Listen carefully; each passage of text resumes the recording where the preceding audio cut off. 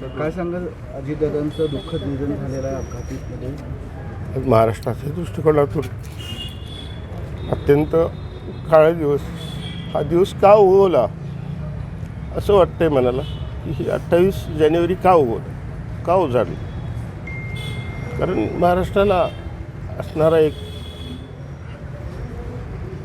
शिस्तप्रिय नेता, शब्दाला जागणारा नेता, सर्व समाजाला सर्व घटकांना बरोबर घेऊन जाणारा आणि सर्वांना न्याय देणारा, सर्वांना प्रतिष्ठा प्राप्त करून देणारा एक नेता. आणि अलीकडल्या राजकारणात खरं बोलणाऱ्यांची किंमत नाहीशी झाली किंवा खरी बोलणारी माणसं नाहीशी झाली. पण अशाही परिस्थितीत राजकारणात खरं बोलायचं धाडस, नैतिकता यांच्याकडे होती.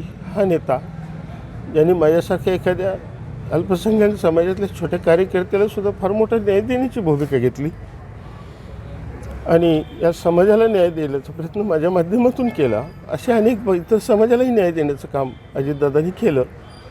ज्यांच्या जीवावर आणि ज्यांच्या ताकदीवर, ज्यांच्या वलयावर आम्ही सर्व कार्यकर्ते जगत होतो आणि समाजकार्य करत होतो. समाजात काही चांगल्या वाईट गोष्टींना आम्ही मदत करत होतो, वावरत होतो.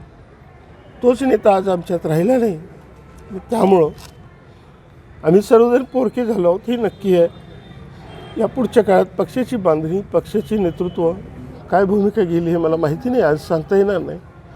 पण अजित पवारसारखा एक प्रामाणिक सच्चा नेता या पुढच्या काळात कधीच राजकारणात दिसणार नाही हे मात्र नक्की आहे.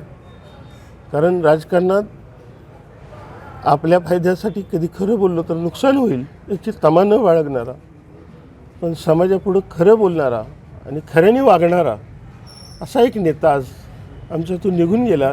ज्याच्या नेतृत्वावर आम्ही आज जगत होतो किंवा समाजात वावरत होतो. या पुढच्या काळात असं नेतृत्व मिळेल नाही मिळेल हे भविष्य सांगेल. मात्र हे नक्की आहे की आज जी पोकळी आणि जे छाया आमच्या डोक्यावरनं निघून गेलेली आहे त्याचं भरपाई भविष्यात होईल नाही होईल हे मात्र नक्कीपणानं सांगता येणार नाही.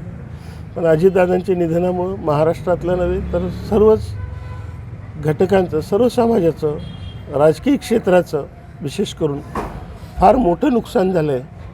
परमेश्वराच्या चरणी एवढीच प्रार्थना आहे की अजितदादांच्या माघारी त्यांना अपेक्षित असणारा महाराष्ट्र, त्यांना अपेक्षित असणारा समाज हा यापुढं निर्माण व्हावा आणि महाराष्ट्र सुखासमाधानानं जगावं जो अजितदादांची संकल्पनेत होता. एवढीच परमेश्वर चरणी इच्छा आहे, आमची प्रार्थना आहे. अजितदादांना त्यांच्या आत्म्यास परमेश्वर पूर्णपणानं शांती देवो आणि त्यांच्या माघारी त्यांचे कुटुंबीय आणि राष्ट्रवादी कुटुंबीय या सर्वांना देखील सबुरी आणि तितक्याच धीटपणानं येणाऱ्या प्रसंगाला सामोरं देण्याची ताकद आणि शक्ती देवो हीच या निमित्तानं माझी परमेश्वराकडं प्रार्थना आहे. आता